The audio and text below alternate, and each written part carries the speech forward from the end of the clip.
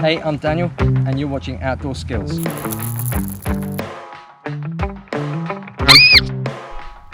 Subscribe and hit the bell icon for more adventure, bushcraft and fun.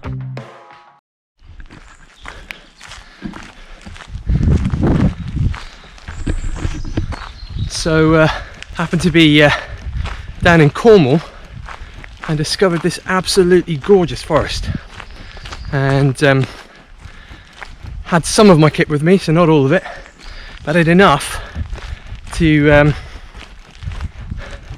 come and do a night out.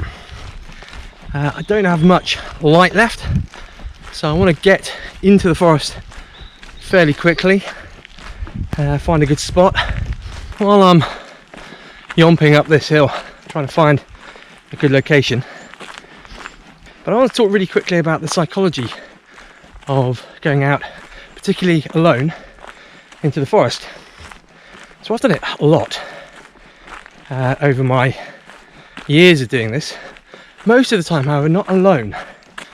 And there's definitely something different about heading out alone.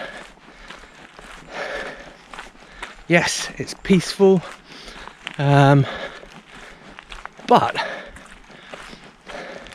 in the back of your mind there's that fear. What if something goes wrong? There's only yourself to deal with it. People might find it difficult to find you. And I think having listened to programs like Alone, where bushcraft and survival experts are sent out into the middle of nowhere on their own, just with their own camera, or with a camera that not camera crew, they've got a camera, they've got to film it all themselves. And they talk about drop shock. Now for them it's extreme. They're getting dropped off and they're going to have to stay 2-3 months in the middle of nowhere. I'm literally just going overnight. But I kind of understand a little bit what that is. There's like a hint of fear and concern as you head out. But you can't let that stop you sometimes. Sometimes you've got to put that to one side. There are genuine concerns and you've got to be careful about that. People know where I'm going, people have seen the location I'm going to. I'm due back tomorrow morning. So I've got phone signal where I'm going. I went there this afternoon, that's how I know. I've never actually been to this forest before, other than this afternoon. So sometimes you just got to go for it.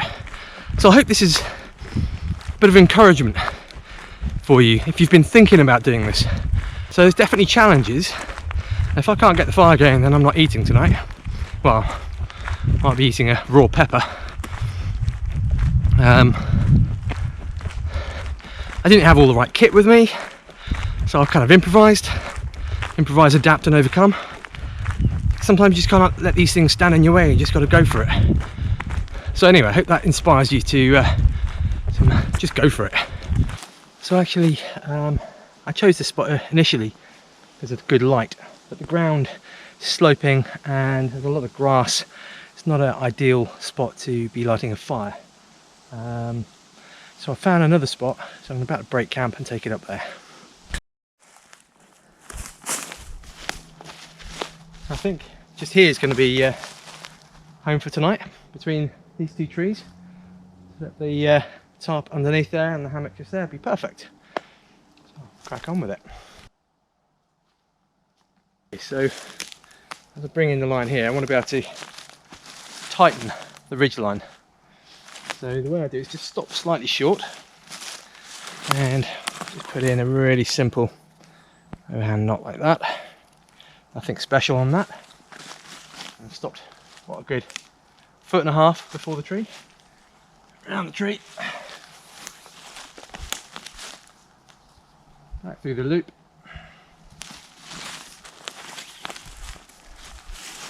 And then you can pull that nice and tight. Pinch hold of the bend, keeps the pressure on, and then what you do, pass it back through itself, and that will work for tonight beautifully. And then just with the rest Just stow that away. Figure of 8 on my hand. It was a bit funny doing it, it's facing this direction. And wrap it around a few times. Finger through it. Loose end through the hole. Pull tight. There we go, that's all stowed away, and that's my ridge line for tonight. So next thing to get on is the tarp over the top. We won't worry about the pegging out the sides yet. We'll just get the tarp over the top and attached to the ridge line. I'll do that next.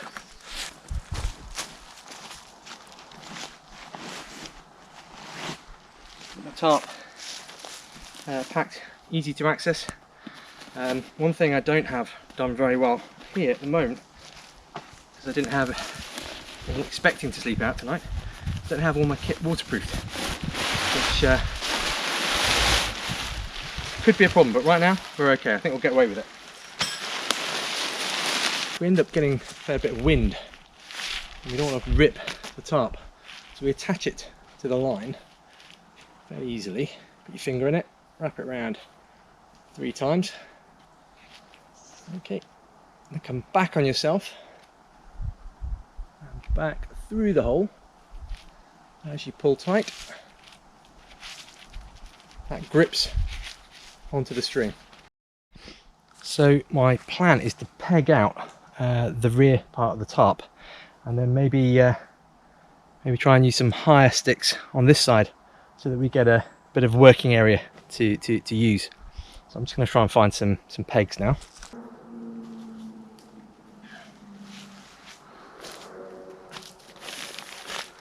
That's one side done.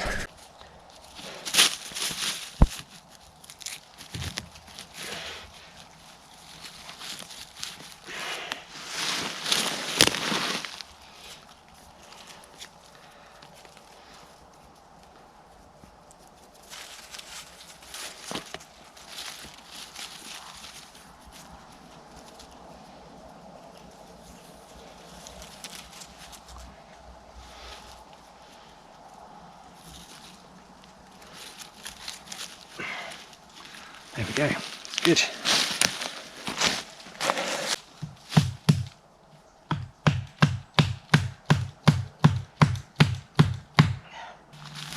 Okay, try that again.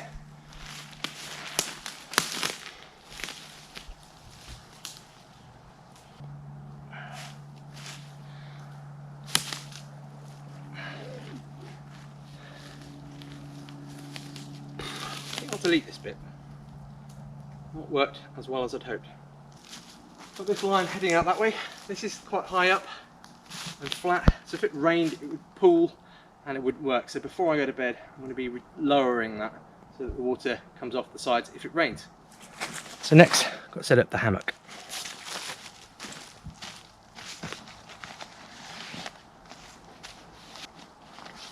I've pre-prepared my hammock straps.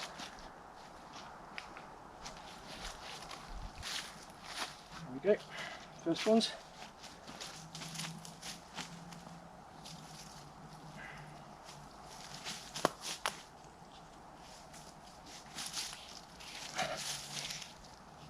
There we go. Now, time to attach the hammock.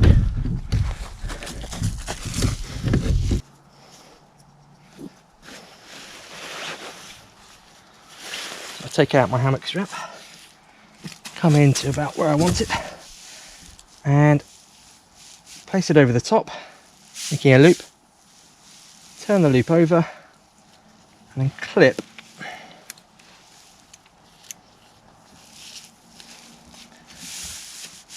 into the hole there, and that's my hammock knot.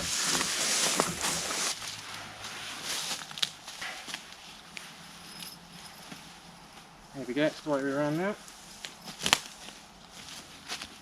Let's just check it, pull it all tight.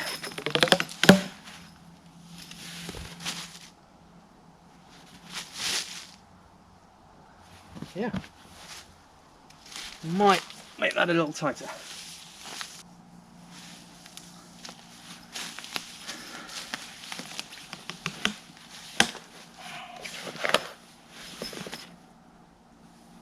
Yeah, I'm happy with that. That's good. Right, next stage. Now that I've got the hammock up and I've got the shelter put up, I think, because the light's going down, I'm going to collect in some wood.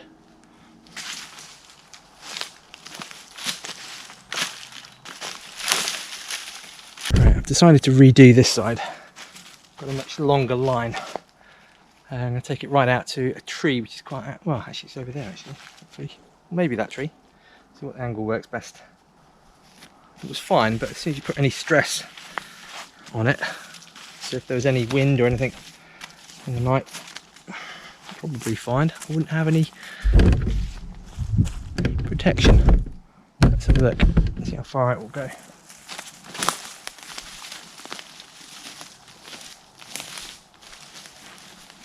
This will work beautifully.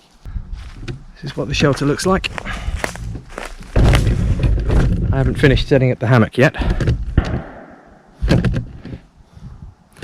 I think that looks pretty nice.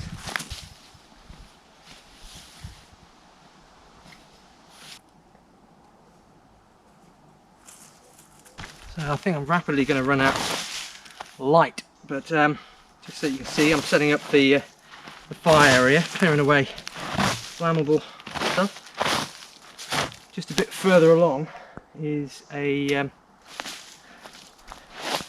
pine section of the forest, and the ground is really soft and full of pine needles, and it's really easy to get a fire going underground and spreading. That's partly why I didn't like the first spot I got as well, because there was a lot of grass which would be difficult to move away out of the way.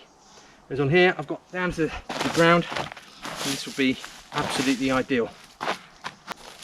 As is always the case in this sort of thing, everything's taken longer than I thought it would take. Getting here, setting up, finding the right location,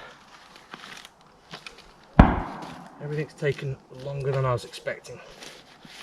The idea of creating a base like this is it lets air underneath, and we're going to be using, so some people may think that's something else, but this is actually an awesome little firelighter. Open it all up. I'm sure there's an easier way of doing that. There we go. Put the plastic in there because it can burn. Not particularly pleasant, but be over and done with pretty quickly. Extremely fortunate it's so dry on this patch. It is fairly wet around. Okay, so let's open it up, tease it out, and then magic ingredient, bit of Vaseline on it.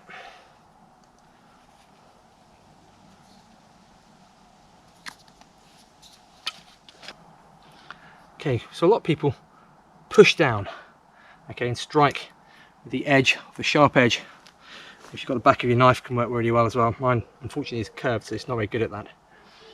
But the problem with pushing down, even though it's the most efficient getting sparks, is that you push your tinder away.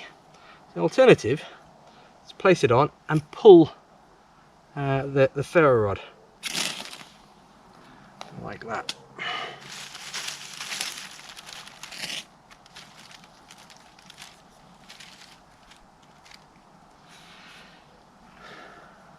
Plenty of air around this, hopefully this will catch fairly well. Let's get some of the slightly larger pieces. So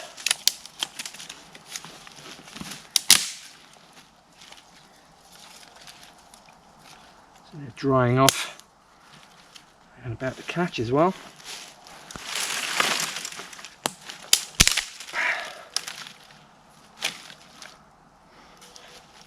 And then I just need to prepare the wood for the rest of the fire, for the rest of the night.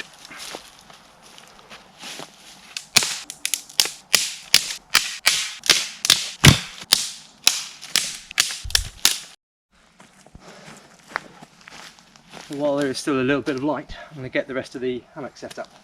Okay, this is called this is an underquilt. The idea of an underquilt is that that's the coldest part of the hammock, is underneath, because all your insulation is crushed against your body. So by putting an underquilt in, that should keep us warm. And then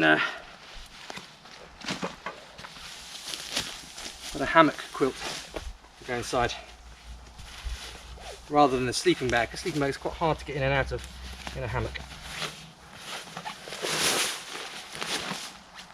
Put that in. Right, well, there we go.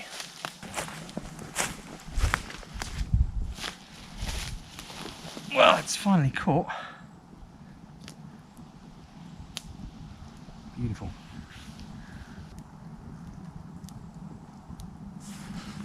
So one of the things I didn't bring with me, I wasn't really expecting to be out tonight, is any lighting for at night. So I'm hoping you can still see this. I'm just going to get my grill out, get it positioned. Not entirely sure how I'm going to cook all the things I want to cook tonight. So what I think I'll do is try and chop up some potato and cook some potato on the fire.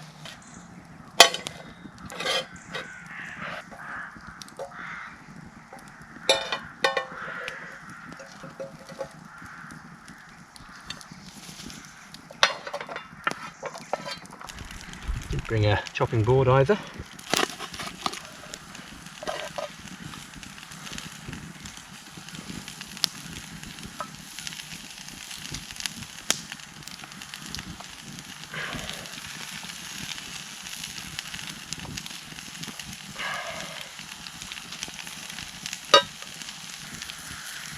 Now, what we'll do next,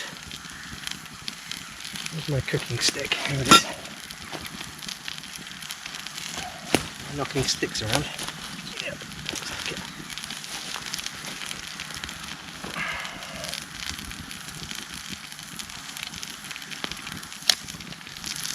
I'm going to cook, skewer some sausages. Huh.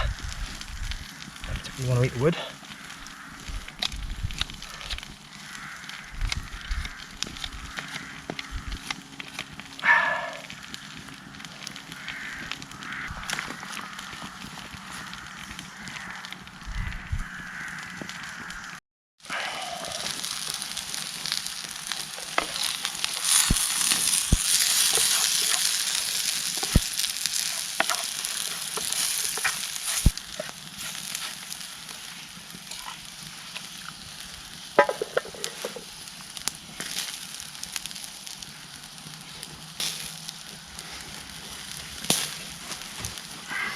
That is done. Absolutely delicious.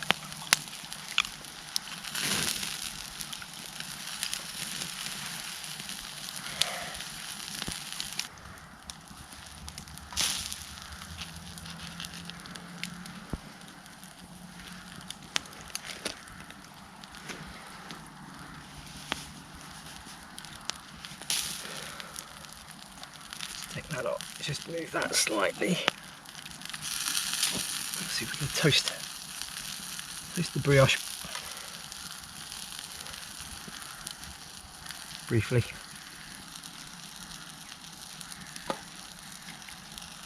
Oh yeah.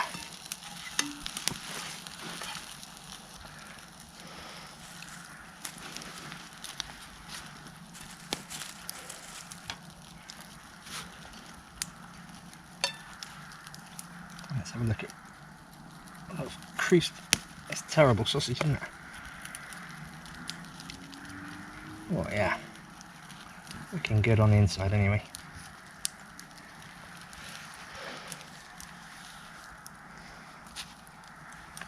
Take these off.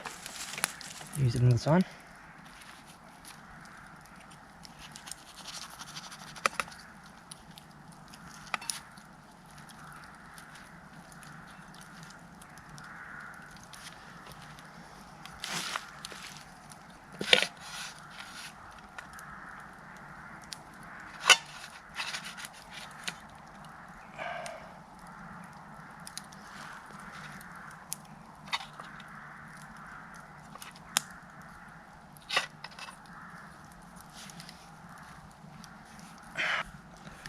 5-star meal, all looking a bit charcoaly, but I tell you what, this is going to be gorgeous.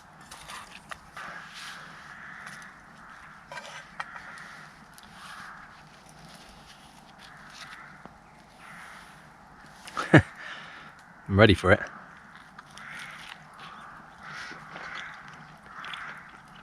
Oh wow,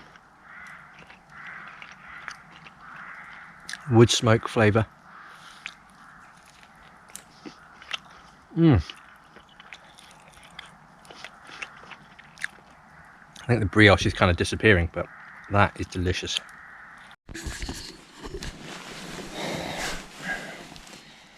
Well, I'm tucked up for the night. Very peaceful.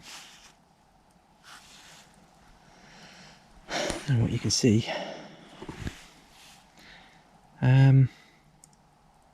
we'll see how uncomfortable the banana shape is. I'll let you know in the morning. But right now I'm feeling toasty, warm and cosy. Good night everyone.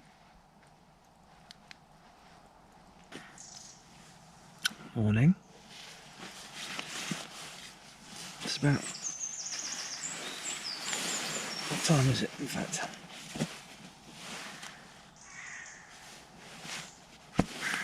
About 10 to 7.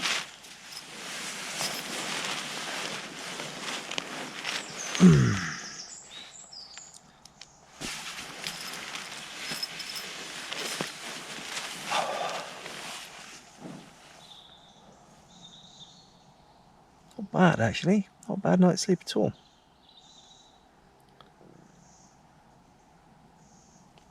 So I kept waking up having to move my feet in funny ways. I've been warm, cosy all night. Woken up quite naturally. This is the kind of time when I normally wake up actually.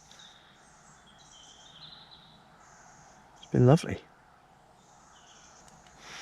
I think I'm just going to lie here for a little bit and then get moving.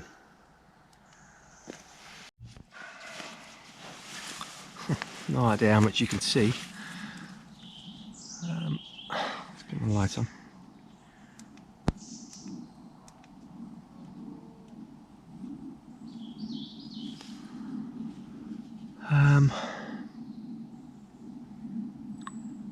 So normally, just get up and get the fire going, get a cup of coffee and get some breakfast, but unfortunately I do have to get back. I've got limited time today. So I'll be taking the camp down and nobody will ever know that I was ever here. But look at this place, it's beautiful. Let me turn you around.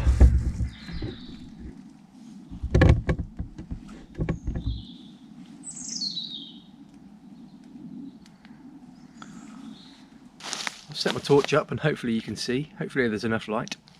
I'm going to take the camp down now.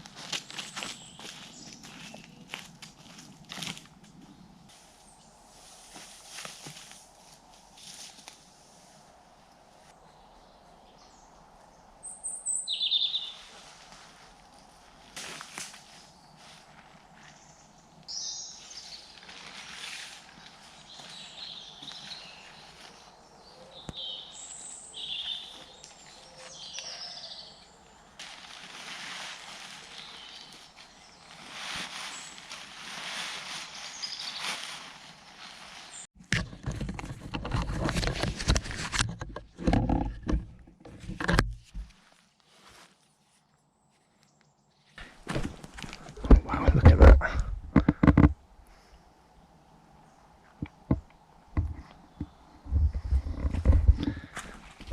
It was an amazing night actually. In terms of comfort, if your normal bed's a 10 and sleeping directly on the floor with no protection is a 0, I'd say in that hammock it was probably a 7. movement of the hammock is fine. As you move around, you can twist yourself around. I mean, there's definitely a disadvantage to being in that banana shape, but it isn't as bad as you might imagine when you're actually in the hammock. I was warm.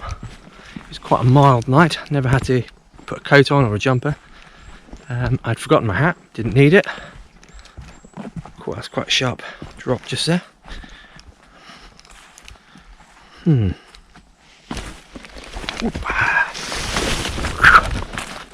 Onto the track. But yeah, definitely recommend it. Really nice. Obviously you have to carry. So it looks like the GoPro finally ran out of power. All I was left to say is really, what a gorgeous night. If you're considering going out and doing an overnighter, check it's not private land that you're going onto. It's open access land. Officially, I don't think you're allowed, officially, legally, you're not allowed to sleep out on open access land. And I'm not advising you to sleep out on open access land, but if you do, leave absolutely no trace. Be gone first thing in the morning, and very unlikely to have a problem. Again, not advice, just if you want to go out and do bushcrafting and wilderness and wild camping in this country, you just have to do it. Unless you're up in Scotland where you've got right to roam, and not in someone's back garden obviously, but right to roam. But whatever you do, just leave no trace. Enjoy the beautiful places of this country. If you can, get permission from a landowner.